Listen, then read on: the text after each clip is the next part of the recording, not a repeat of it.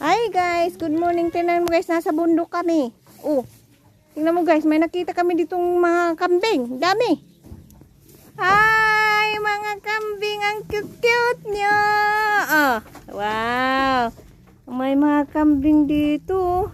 Nakain sila na ano ba yung pinakain nila mga damo. Tingnan mo guys, sa taas. May malaki. Oh, inahin yata to, ama. Ay, ama daw to, ama, laki. May, ala, ganito pala ang itsura guys ng kambing na lalaki.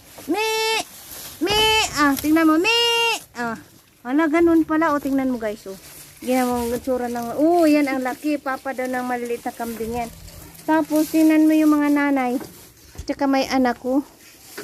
Nagutom sila, kumakain sila, ganda nila tingnan, Tingnan mo pagkain nila, damo. Pag sa bundok ka talaga, marami kang maanuhan ng mag-alaga ng hayop tulad ng kambing. Tingnan mo kambing.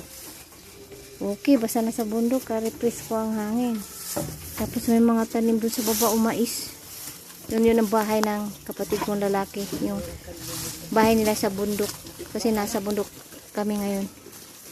Bukiran ng kapatid ko yan. Ala, kahimo sa tatay ng kambing. Tapos ito na, malaki yung tatay. Tingnan mo, laki ng tsura ng tatay, Tingnan mo yung tsura ng tatay, guys, laki. Itsura. Tapos, ito yung mga nanay. Nanay nila. Saka may anak din. Ito yung doon maliliit, yung doon, 3 grupo sila.